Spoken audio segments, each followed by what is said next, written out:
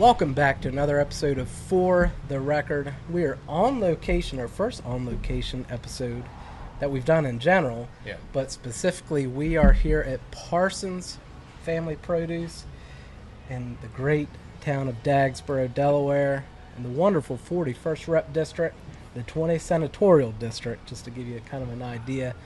My name's Matt Revel, Communications Director for the Republican Caucus there in the Senate. Joining me is Christy Wright, our Policy Director. Say hi. Hi. Senator Brian Pettyjohn, Hey there. the whip for our caucus from the 19th Senatorial District. Just up the road. Just north of where we are. Then Deanna Killen, our Chief of Staff. And the one and only, Paul Parsons. Welcome, guys. Welcome to the farm. Yeah. Glad to have you. Glad to have you. Appreciate you, letting us come out here and talk to you today. Yeah, I'm looking forward to it. Good. So one of the things that we wanted to do, like I said, when we were kind of looking at revamping our podcasts and topics and stuff, when we were out of session, we wanted to focus on local voices, individuals, business owners, first responders, educators that are out in the community, kind of get their feedback on various matters that are going on in the state, and just, celebrate in this case the agricultural community in Delaware. Of course, the ag industry is the number one industry in our state. Little bias, obviously, here at Parsons. It was my very first job when I was 10 years old. I guess I can say that. A few years ago. It was a long years time ago. ago. So, Yeah. but Statute of limitations are all gone. When now. we saw that on your resume, that's what secured you this job. That's right. About what 150 feet that way, maybe, would you say? Yeah, about that. Yeah. Time course, it was just 3 stands. But that is something I want to really talk about, though. Yeah, let's move that so you don't have to lean over and Okay. talk. Yeah, get that Here? right in front of you. Yeah. Perfect. Good. Yeah, you're good. You're good. So, like I said, let's talk about that first, Paul. So, how long has Parsons Produce been here, and what kind? How did it get so successful that it is right now? Well, a lot of hard work, a lot of luck, I would say, too, and family working together. We started in 1989. My dad started with a card table and an umbrella the first day. We had a box of tomatoes and I think 10 dozen ears of corn for the first day. Mm-hmm. And we've grown since then. We bought a wagon the next year after that, and we really thought we had done something. We were really growing the business a lot. Then we bought another wagon. So we sold off wagons for about 15 years or so. After that, we built the building. We built this building about in 2008, and ever since then, we've just grown the business, sold good produce, and went from there. How long have you had the cow out there? The cow, I'm not good with years, but he's been here a few years, probably like 5 years. Okay. Yeah, we found him in Chincoteague. That's Oh, Bob okay. the Bull. He's on the table here, as you see. He's kind of like the mascot. Uh-huh. People thought I was crazy when I bought him. He was in disrepair in Right. Chincoteague. His whole back was broken up. Mm-hmm. Guy had him down there. He couldn't he couldn't use him anymore because zoning regulations or something. He wanted for a sign for his steakhouse, and I offered him $300, and the guy said, he's got a hole in him, right? And I was like, I could have got this for $100. So we took him to West Ocean City to a fiberglass repair shop there. He stayed all winter there, and we got him here. Nice. Yeah. Nice. $300.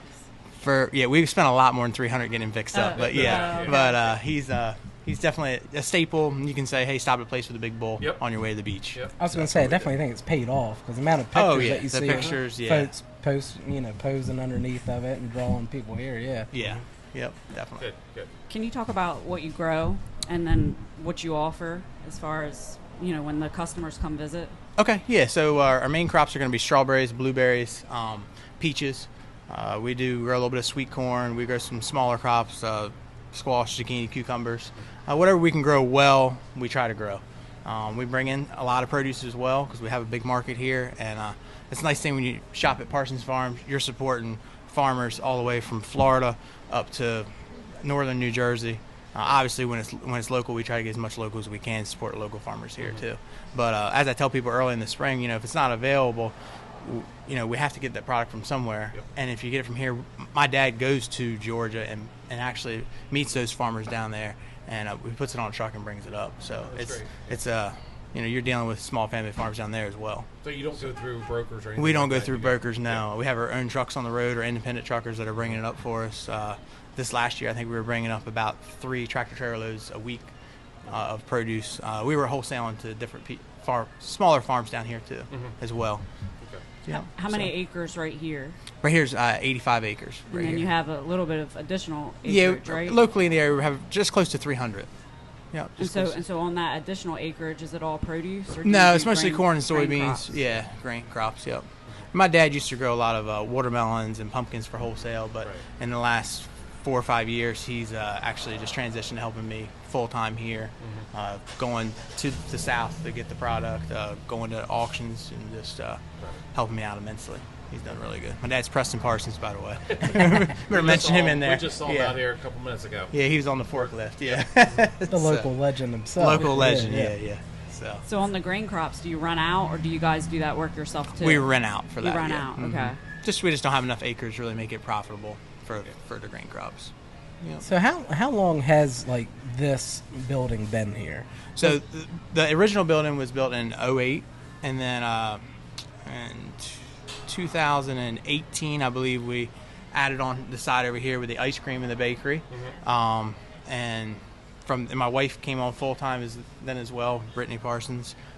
She's helped out immensely with that side of things, doing all the grab and go items and different things throughout the bakery. She's put the cafe in. We've got Ryan Perrell. He's done a great job in there too, running the kitchen.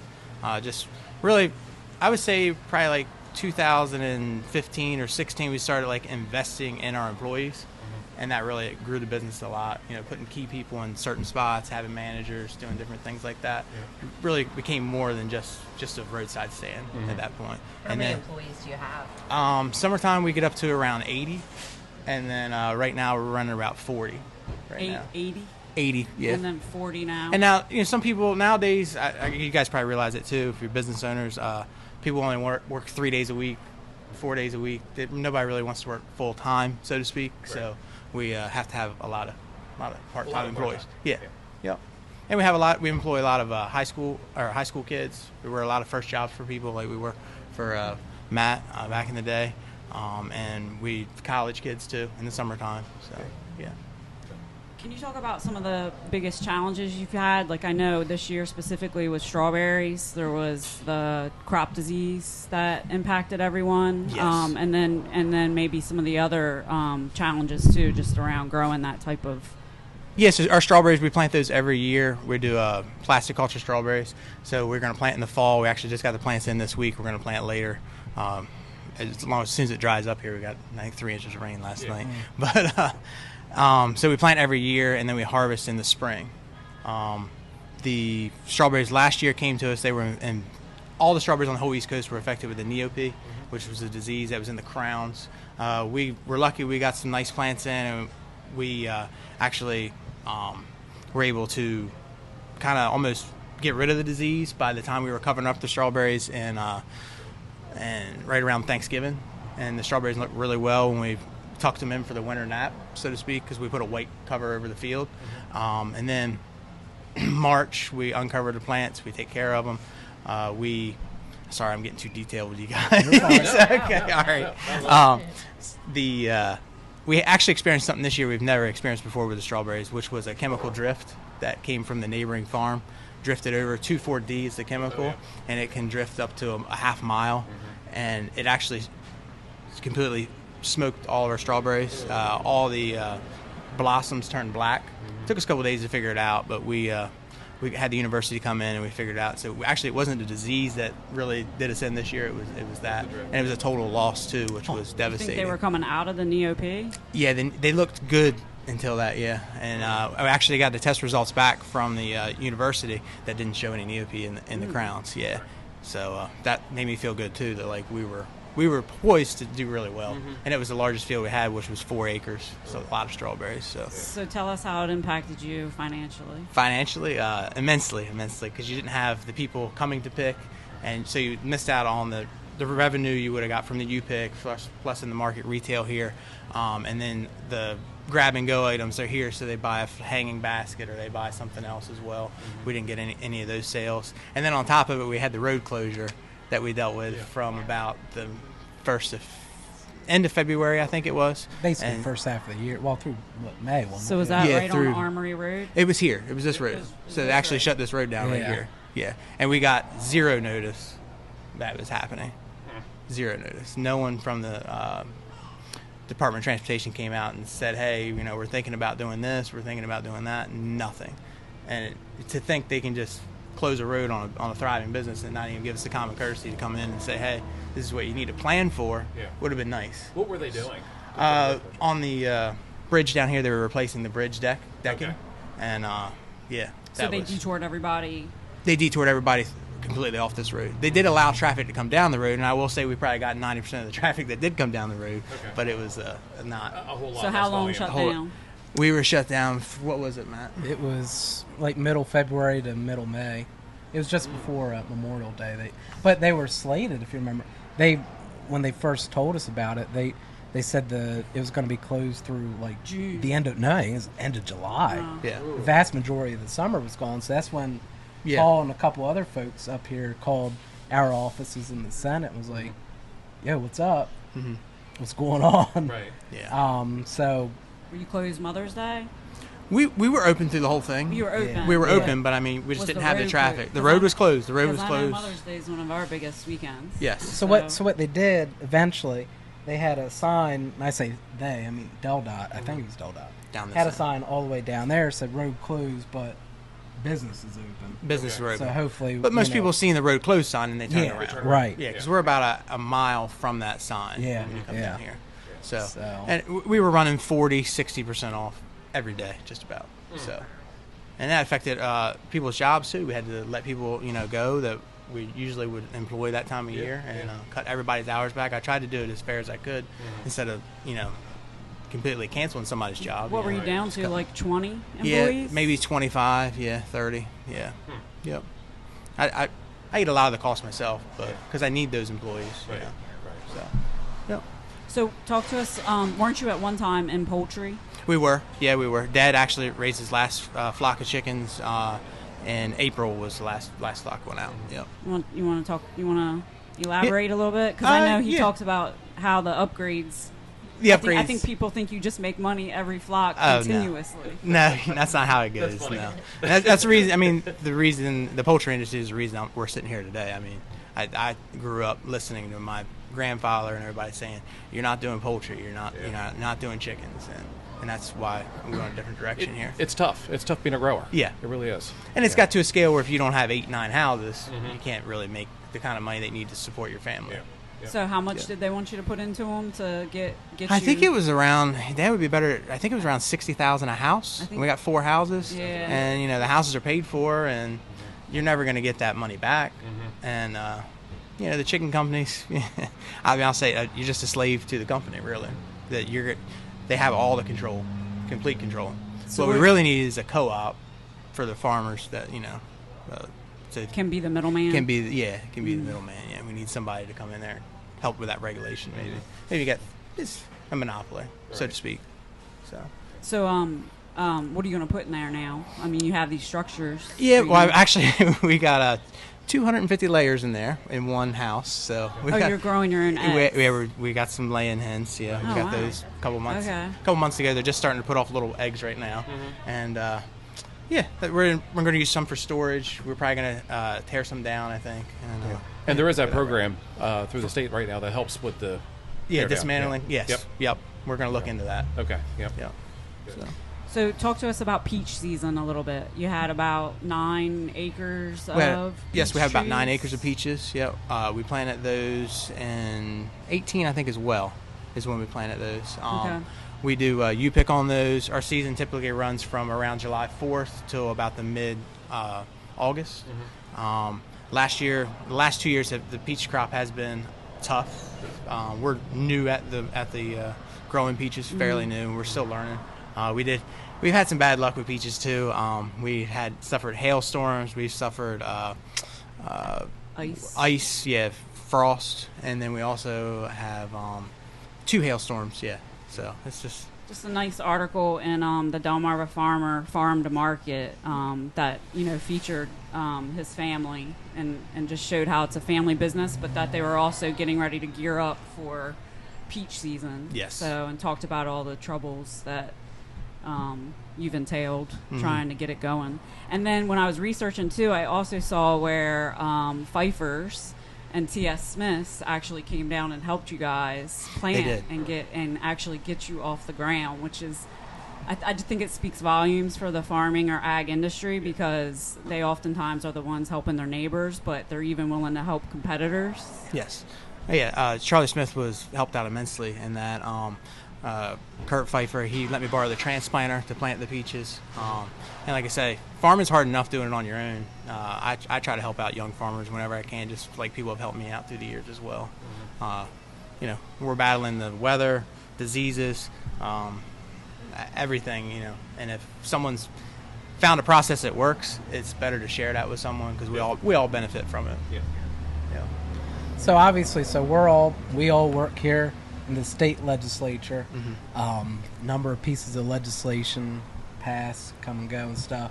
Has there been any one or a few pieces of these new laws that have gone through and passed that you could say really have affected you negatively or positively, I guess, for that matter?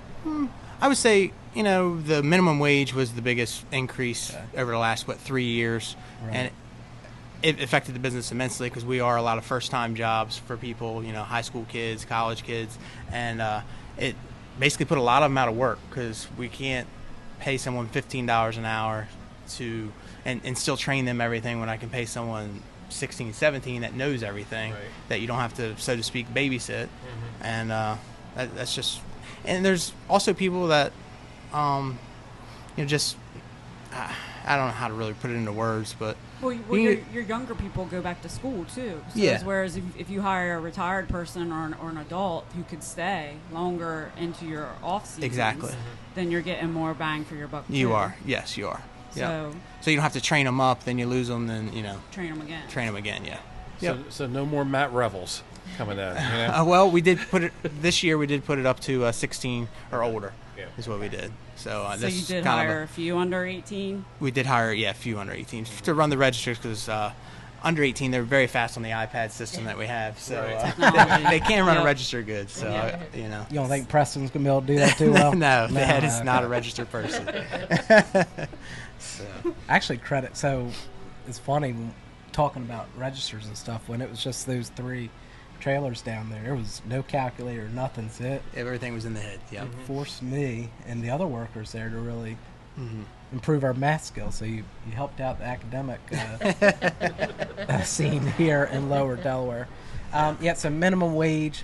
You have a cafe, and you have a lot more here. So that's like than a just food establishment. We would have had to have gotten public health permits to open that up. Oh yeah. Well, you had a bit of a time with that. We had a bit of a time with that, yeah. Just delays in the department as far as actually getting your permits and everything.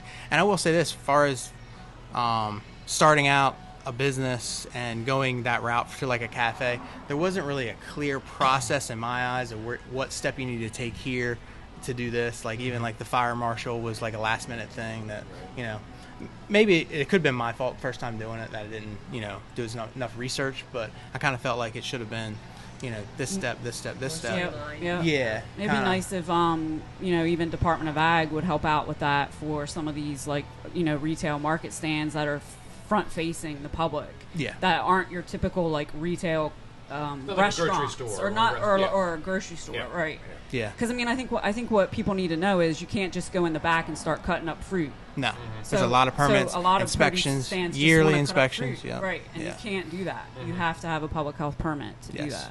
Yes. So how long? How long did it take to get the permits and everything? We were 8-9 months maybe. Probably. I had to make a couple phone calls to Matt over here, and he helped me out. So it's just it is what it is. Senator Hogger helped you out. Senator Hogger. And so I guess the question is, okay, it took you 9 months to get the permits. Was that just waiting for them, or was that you getting more information and then having to do certain things, install certain equipment? I believe at the time they were telling me it was like a 6-month backup for them to even look at the application. Yeah. Wow. At the time. Yeah. And then, we had already invested some money into the project and everything, and we had those kinds of delays. It really affects a small business. Yeah. So let's talk about too. I think a lot of people probably don't know that if you grow produce yourself, you're also subject to they're called FSMA regulations, so Food and Safety Modernization Act regulations. This is like on the federal level, but the state actually is in charge of inspecting. They do the enforcement. Right, right. So do you get so I think people think it's just easy to throw this up and just like start selling. No. Or to even grow it and sell it easily. It's easy when you're small scale, I would say. Yeah. But when you do get larger, more eyes are on you, and you do have more inspections. We have at least an inspection every other month for some department somewhere. We deal with the Board of Health, Department of Drinking Water. We deal with, who else? On the Department of Ag stuff, there's a lot there too with the GAP. Yep, GAP. And you need a permit to sell meat. You need a permit. You even need a permit to sell ice. I found that out. And then Really? I had one ice machine, and I was a ice factory, Because you're making your own ice. Because we were making our own ice, and we were hoses. selling bags of ice, and that was a whole separate person that came and took samples of water every 2 months, I think. I think one of the things with and she wears a badge too. I thought it was the police coming in here after me. It was it's like a badge on. I for mean, one the of the department. things with FSMA too is they're checking your records of how much you wash your hands or how much you even wash your baskets or your trays. Yes. You need a record of all of that. All of it. Yep. So wait a second. So you need a record of when you wash hands. Well, Sanitation records. Yes. Okay. Yeah. Okay. And All you need all the employees need to have training. They have to have documentation on that. My farm manager Jonathan, he's been great. He's done a lot of work on that. And that's another thing. Like if I had to do all this myself, it wouldn't be able to be possible. Well, that was my next to fit question. into all these government regulations that we do have. I mean, you could probably employ one person full time or more. Probably one person, to just keep up with all the regulations to make sure we're within code or we're doing things right. Yeah. I mean, the plastic bag regulations. Luckily, produce is exempt from some of that, but the single-use items. That's just all it does is add cost, and all these costs are it just affects low-income people really. Mm-hmm. It's not because my costs have to go up, so I have to charge more for the product. Yeah. You know what I mean? It's not. It's just not. It's not helping anybody. Is what I'm trying and I know to get at. one of the things that they've been trying to do is saying, look, we want the people that are lower income to buy more fresh produce rather than your your prepared, your processed, highly processed foods and things like that, just to be more healthy. Yeah. And this is a barrier to that, just because you have to raise costs to fit in with the mandates that whether it's the state or the feds. Do you accept SNAP EBT? We do not. No, okay. We do not. We do the Farmers Market Nutrition Program and then the WIC program. I think we do those where we take those. We haven't got set up with a credit card on those yet. Okay. Well, get ready to wait for that one too. When you go to apply, it's going to take you a couple months. Yeah. Yep. And all the regulation does is just kick smaller farmers out of the business. We see it when we're dealing up and down the East Coast with farms. Every year someone goes out of business, and it's because they can't comply with a GAP certification or they can't do this. And small family farms, we've seen it in COVID. We've seen it in COVID when you can't just rely on 3 or 4 farms to produce everything. Right. We need variety in our food supply chain. Right. And that's it's a shame to see, because there's a lot of great growers out there that just say, I'm not going to do it, and they quit. Or they start aging out and they don't have they don't have a young family that's willing to take charge and do stuff. So and then they're not going to pay labor that much to do it. No. So, do you offer plastic forks or knives or straws? Oh, we do. We do. Yeah. That might actually get you more customers. Yeah. They're trying to get rid of that too. Isn't that one of the bills that they were talking about? That was what, any single-use item? Yeah. There's one out there. Yeah. Yeah, it was introduced late in the session. Any single-use item, but it's not even that. Like, let's say you go to Chick-fil-A, they got their little packets of dressing. That's considered a single-use item under that piece of legislation. Yeah. So you're going to have a lot of people get home, they're like, where's my ranch? Like, what's up with this? It's called Where's Skip the Stuff Act. That's it. Yeah, Skip the Stuff Act. Yeah. Here's a question for you. Are you on Delmarva Power or Electric? No. Okay. Thankfully, we're on co-op. Co-op here. That's Thankfully. huge. Yeah. It is Thankfully. huge. Yeah. Have you been offered any offers to put solar? A few years ago, we looked into it, but we haven't had any salesmen come up lately, so to speak. Okay. For it, yeah. Okay. I'm actually surprised. I'm looking out here. You've got three-phase power Yeah. out in front of here, and that's usually what they're looking for is our locations with three-phase. Yeah. Yeah. Yeah. And you're not far from the substations either. So. Yeah. You want to touch on overdevelopment or sprawl at all, or do you feel like you're getting crowded in here at all? Yeah. I mean, I wouldn't say I'm like against development, so to speak. I mean, I'm a big property rights person. I feel like if farmers have worked their whole life and they choose to sell development, that's their right. They shouldn't be punished for selling last. If they're the last one in the neighborhood, they should be able to sell just like everybody else did. And farmers, that's all we have is our land, so to speak. For retirement, and you can't knock the farmers who are doing that. And if you move next to a piece of farmland and you love it and it comes for sale, you got the opportunity to buy it if you want it. And on the flip side, a lot of people move next to farms and then start complaining about farming operations. Whether it's spreading manure or the smells that come from some of the animal husbandry. Well, I will say here on this farm, we have been extremely lucky that we've had great neighbors. Knock on wood. I don't know who can move in tomorrow, but they have all been very supportive of the farm. It wouldn't have been possible without them. We have had nothing but good support from everybody. That's great. Yeah. Have you done preservation for any of the acreage? We have not. No, we have not. Yeah. We're kind of a small farm, and it's just leaving your options open. Leaving options open. Yeah. Yep. How has paid family leave affected you? We've kind of fell in under it because I think it goes off of full-time employees, and we don't have that as many full-time employees. That's a question for Brittany, but yeah. The HR manager. The HR manager, yeah.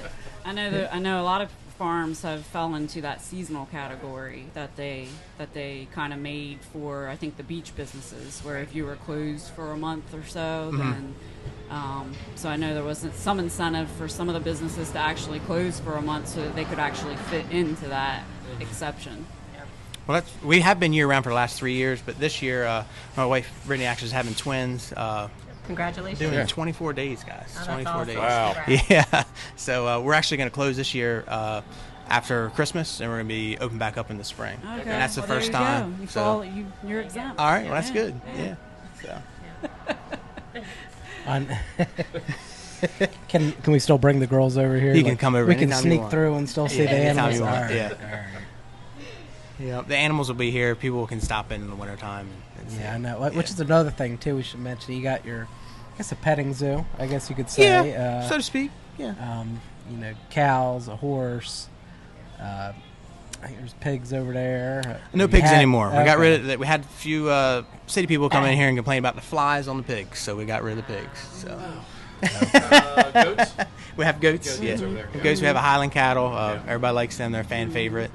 Wait, you mean tell me that people come to a farm with animals in a lot of open air, and they complain about flies? They said that Were they complaining about the flies around, or complaining that there were flies on the pig? Yeah. Okay. I've heard. I've had a lot of stories. So. Yeah, Interesting. Yeah. Wow. Interesting. Huh. Customers. Okay. All right. always Hold on. So, what did they come and say? I mean, I think it's a bad review. I think you could probably look on our Facebook. It was just that they came out to the farm and they were just devastated that there was first of all, the pigs were in mud and there was flies all over them. Yes, but. And that's another problem too. Not to cut you off, is that when people do have an issue with a small business, they should come see a manager or come see an owner and talk to them about it. We can maybe explain it to them or try to resolve the situation. Yeah. Run into Facebook and run into Google reviews does nothing to help that small business or even fix the problem. Not at all. No. I thought it was common knowledge that pigs needed like mud and that's cool or just to wet keep them ground. cool. Those pigs were very happy. Yeah. They were just moved to the back of the farm and they did the same stuff back there. That's all it was. Wow. Okay. It takes all kinds. Let's just say that. Yeah. It does. Did they buy stuff though? I don't know. It was just a review, so who knows? Review. Who knows? Well, hopefully they bought it and then saw it. And then left. There you go. Yeah. Interesting. Wow. Okay. Do you feel like things have leveled out here after COVID? I know that open air, fresh market places really got slammed actually during COVID because a lot of people didn't want to go shop in the grocery store. Yes. And but I still feel like we're trying to figure out where the happy medium is there. Do you still feel that way, or? Yeah, I think we're on a plateau, so to speak, I think, as far as business growth right now. And I don't know if that's due to the economy or just the politics. Who knows? But and it could just be the costs of everyday goods have just gone up. And people are just starting to adjust to that. So I know big ticket items. We used to sell a lot of patio furniture that was like poly, and they were like $300 to $400 range. And we didn't even carry them this year because it was just an item that people were not willing to pay. Right. But instead, you expanded more into the garden and nursery industry by putting up the greenhouse. Yeah, we put a brand new greenhouse up this year. Yeah, and we're still selling a lot of mums, pumpkins, and that stuff. Yeah, this time of year. So production-wise, are you big enough that you have to utilize like any type of crews or like H2? We do use a labor crew. Yes, you do. Use a labor crew. Okay. Yeah. For the harvest of like strawberries, harvest of blueberries, harvest of peaches, okay. we do, and we can use those as needed, which is we don't have to employ those people full time. Right. And it's You do hire them directly, or do you go through an agency? We go through an agency. Okay. Yes. Any issues there this year with that was earlier in the spring, right? Well, blueberries would have been spring. Yeah. And then strawberries, there was none. Strawberries, we didn't have to harvest And this then year. did you use them for peaches? We did not use them for peaches, no. But yeah, Okay. it's nice to have that option. Right. We do have we got 4 full-time farm workers, so to speak, on the farm here. Yeah. Okay. So. Okay. Yeah. Well, very good. Don't want to keep you too long. I know you're a busy guy, and We heard you had an appointment. Oh, I'm good. You guys are more important than I'm important. okay.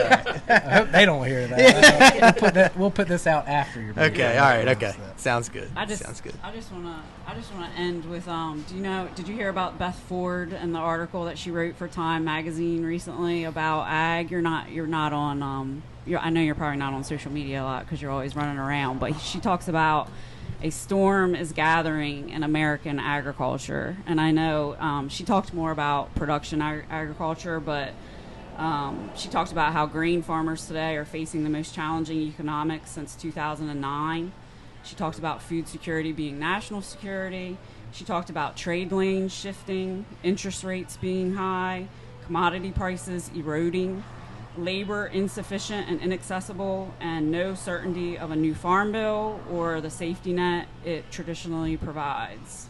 And she talked about how some of these factors aren't new, but it's not just one thing, it's all the things. She talked about how farm bankruptcies have roughly doubled compared to just last year. So, that's putting it's a great way to end a really bad taste. But I don't think the general public is aware of this, and I don't think that they're aware of how you get all these pretty things in here to sell. Yeah. It's a long process that that they just think magically appears. I think. Yeah, I agree with everything she just said in that article. By 100%. I think this is Suicide Prevention Month too. I think, and you wonder why farm rates or farmers are so high on that when you have all those costs and everything that goes along with it, and when you have one crop failure, it's very tough, and it's always something. We're lucky we have a good support here with family and good friends to bury those burdens that we do face every day. So. It's taking a lot of risk. It is a lot of risk, and I touched on that earlier. I think when I said that the down south every year it's less and less farmers and less growers, and the growers that are there are just huge. They put out 60 trailer loads of produce a day. And when you have a issue with the food supply at their facility, it's going to make big issues down the road. Yeah, it's a ripple. Yeah, effect. it's a ripple. Yeah, it's a big ripple. So. I agree totally with everything. Farm Bureau is partnering with I think public health and some other people with a mental health line for farmers, I believe. I've seen they're putting something on the tractors now, yeah, so right? Taylor and Messick just did a sort of like a media promotion of how they're going to put it in every tractor window that they sell. That's interesting. And so that it's in front of the farmers and they have help if they need it, because that's where they spend the most time. So yeah, definitely. Yeah, we didn't even touch on the cost of equipment and stuff like that. So. Like I say, the barriers for a new farmer to get into farming is just immense. Just huge. So I don't know. Do you see yourself going into more production, or how much more can you do? Like even just right here, do you production? I don't see us going into too much more production on that side, just because all those barriers that you just said, all the cost of it, everything that goes along with it, and it's a risk. We're growing the product. We're not making it in a factory, so I can't make a machine that produces the same size tomato, same color, that does it every time. There's so many variables that go into it, and that's why we're flexible when we buy off of different farmers. I know tomato farmers in this area here, 5 or 6, and we can go and choose the best tomatoes at that time of year. Because, quite frankly, when you first harvest tomatoes, those are the best tomatoes, and then as your crop gets lower, the tomato quality falls off. So we can always, hopefully, have the best of the best. That's what we do. You gonna do strawberries again? We are. Yep. Strawberry plants are here, and we're gonna start. They're already here. Yeah, we're gonna start planting later in the week here. Yep. We've cut down a lot. Cut the size in half because we've still not got any insurance money. By the way. So, how long do you have to wait for that? I don't know. It's going to be a long battle. I'm fearful of that, but yeah. But I will say that the neighboring farm has been completely cooperative. It's been good neighbors, and you can't ask for just any more sometimes than it that. happens. Yeah, it was an accident. Yeah, it was an accident, and every year is different farming, and every year is different in business. So, any other questions? No. So, where can people find more information about Parsons Produce? They can go to the Facebook page. We can go to Parsons Farms Produce .com and check us out there. What's your hours? Hours right now are going to be 9 to 6. And what's your address? Address is 30381 Armory Road, Dagsboro, Delaware. If you just put Parsons Farms in your phone, it's going to take you to us. And we had a new location this year in Milford. We did expand up there. My son Tyler's been running that. Okay. He's done a great job with it. He's a sophomore in college this year, and he ran it 6 days a week, and he did an excellent job. So that was Route 1. That's Route 1. Yeah, Route 1, a little south of Milford, on the south of the new hospital. Yeah, on the southbound side. Yep, and we've got 130 acres there to possibly expand into. It's that's amazing. It's a big farm, and the landlord has been great working with us, and she wants to preserve the farm and do all that. Okay. So that's good to hear. That's great to hear. Yes, great. So to you hear. could potentially do more U-pick there. We're planting U-pick strawberries there this year for next spring. Perfect. So we're gonna hopefully. Well, we're really excited about that location. Yeah, we love it. We come here for all the holidays, bring the grandbabies. They love it. They love feeding the animals. Good. Yeah, and Christmas in July, right? Isn't that the big... Oh, yeah. Christmas. We were out here for that, yeah. Christmas in July, and that's the thing. We try to have different events. This weekend we do have the Touch a Truck. That's going to be from 11 to 2 here at the farm, and you can come out and bring your kids, and they can honk the horn in the trucks, and there'll be tractor trailers here, trash trucks, cranes, excavators. We'll have a lot of kids come out to that. Good. Very good. So, obviously, check out Parsons on social media, Google, and all the places that Paul just mentioned. You can check us out. And don't worry about that review from the person, about the pig. You just have to block them out. That's Come on out and leave them some good reviews. Yeah, that's right. Yeah, That's right. That's Give what us they some great need. reviews out there. Yeah. You can find us at DE Senate GOP on social media, YouTube, and all those great places. But anyway, Paul, thank you for joining us today. Thank you all for coming. Thank you. Thank you. Appreciate it. Yep. Mhm.